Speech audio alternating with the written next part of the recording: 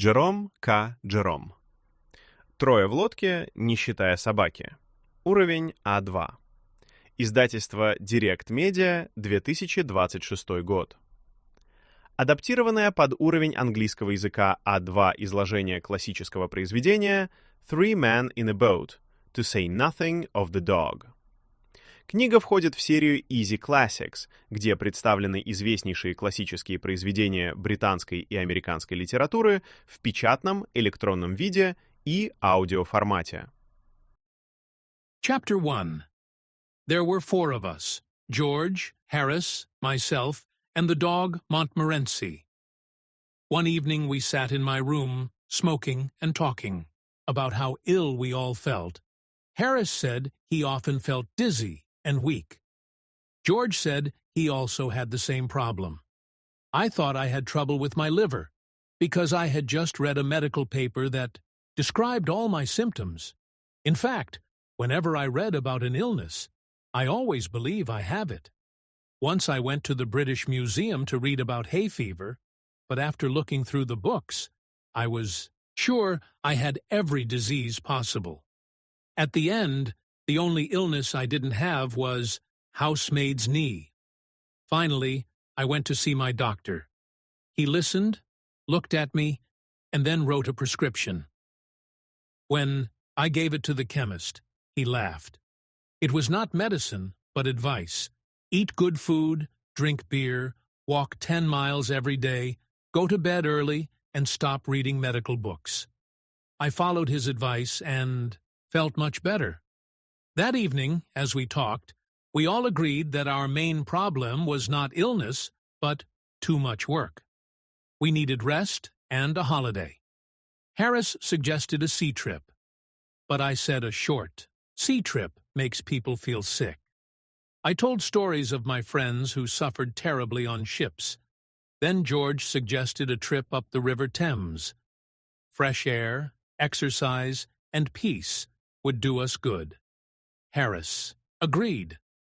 Montmorency, however, was against the idea. He thought it was boring, but the three of us voted yes. And so, the plan for our holiday was decided. Chapter 2. The three friends began to make plans for their trip. They decided to start on Saturday from Kingston.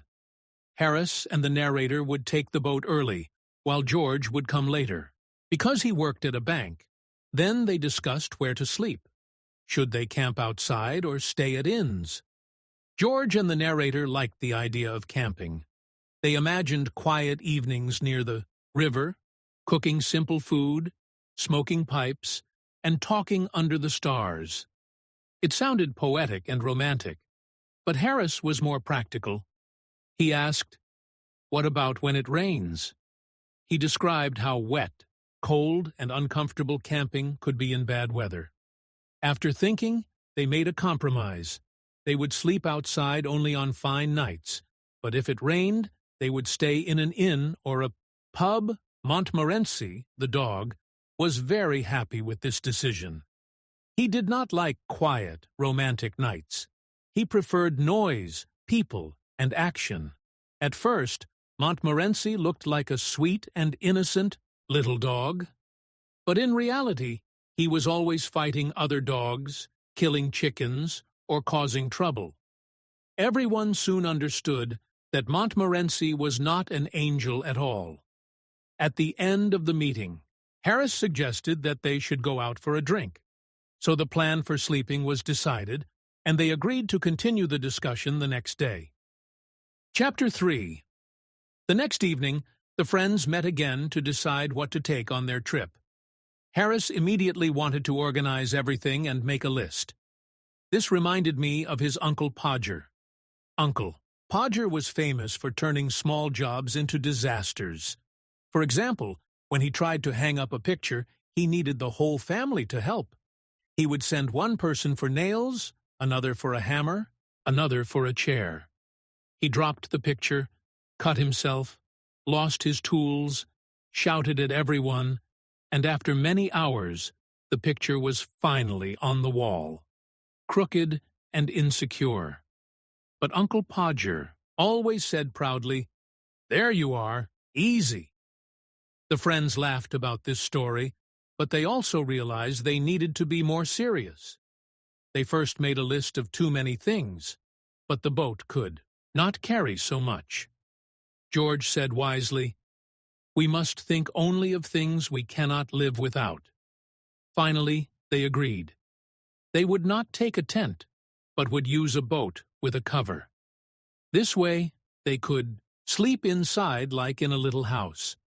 They decided to bring only simple things: a rug, soap, a brush and comb, toothbrushes, some shaving tools, and towels for bathing.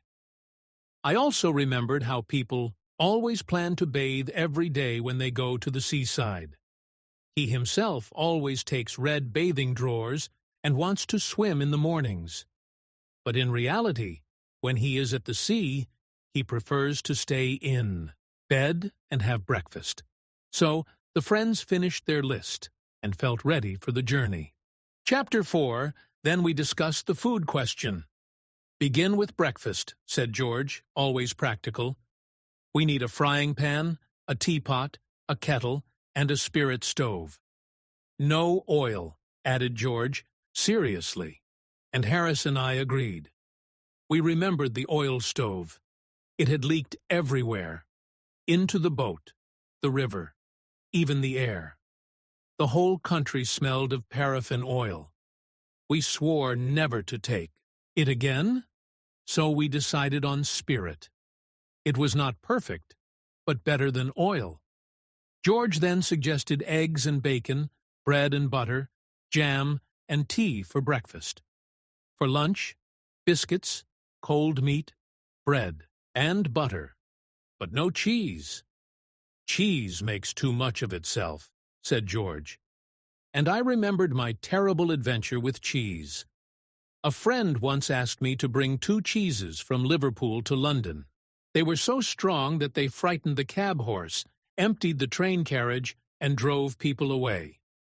My friend's wife refused to live in the same house with them. At last, he buried the cheeses by the seaside, and the town became famous for its fresh air. "George is right," I said. "No cheese." We planned a good dinner instead. Pies, cold meat, vegetables, fruit, Harris's lemonade, tea, and a bottle of whiskey, in case we get upset. Then came the packing. I said I would do it, because I am proud of my packing. George and Harris agreed too quickly, which annoyed me. They sat smoking and watching while I worked. I packed carefully. But of course, I forgot the boots. Then I could not remember if I had packed my toothbrush. I always lose it when I travel. After turning everything out, I found it inside a boot. Then I packed again. George asked about the soap. I didn't care. I slammed the bag shut and remembered I had left my tobacco inside. At last, the bag was closed. Then George and Harris began to pack the hampers. They started cheerfully, but soon broke a cup, smashed a tomato with jam, stepped on the butter, and put heavy things on top of the pies. The butter traveled everywhere, on George's slipper, in the kettle, then under Harris. They finally packed it into the teapot. Montmorency joined the fun. He sat on things, put his nose where it was not wanted, stuck his leg into the jam, and pretended the lemons were rats. He killed 3 before Harris hit him with the frying pan. By 12:50, the packing was finished. Harris sat on the big hamper and hoped nothing was broken. We were all tired and ready for bed. We tossed for beds. Harris had to sleep with me. "Do you prefer the inside or the outside?" he asked. I said I usually slept inside a bed. George asked when to wake us. Harris said 7. I said 6. We argued and agreed on 6:30. But George was already asleep, so we put the bath where he would step into it into I night the morning, and then we went to bed too. Chapter 5. It was Mrs. Poppets who woke me up next morning. "Do you know it's nearly 9 o'clock, sir?" she called through the keyhole. "9 o'clock," I cried, and woke Harris. "I thought you wanted to get up at 6, he said. "So I did. Why didn't you wake me?" "How could I, when you didn't wake me?" he replied.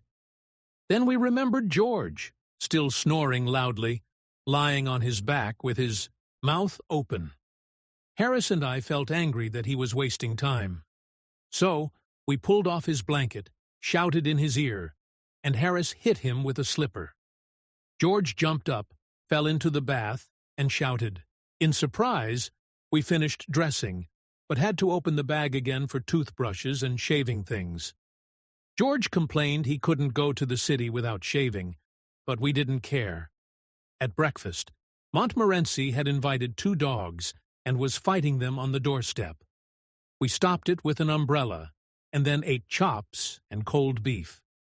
Harris said it was important to eat a lot before the trip. George read the weather forecast. Rain, cold, local thunderstorms, general depression. I never trust forecasts. They are always wrong. Once I spent a holiday waiting for rain that never came, then the next day went out in light clothes and was soaked all day. The barometer is no better. It always lies. After breakfast, we carried our luggage outside. It looked like a mountain. The Gladstone bag, hampers, coats, umbrellas, even a melon and grapes. Soon, street boys gathered to watch. Biggs's boy from the greengrocer's shop stood chewing straw and staring. Then others joined him, making jokes about us going to America or to find Stanley in Africa. By the time the cab came, a crowd was cheering, and Biggs's boy threw a carrot after us for luck. We reached Waterloo Station at 11 and asked where the 11:05 train left. Of course, nobody knew. One porter thought Platform 2, another said Platform 1, the station master said the local line, and the traffic manager had heard it was number 3. Even the engine driver wasn't sure. He thought maybe Kingston, maybe Virginia Water, maybe the Isle of Wight. We gave him half a crown and begged him to be the Kingston train. "All right, gents," he said, "I'll do it." So we got to Kingston, though later we learned it had really been the Exeter mail. Our boat was waiting by the bridge. We loaded the luggage, took our places, and pushed out onto the river, our home for the next 2 weeks.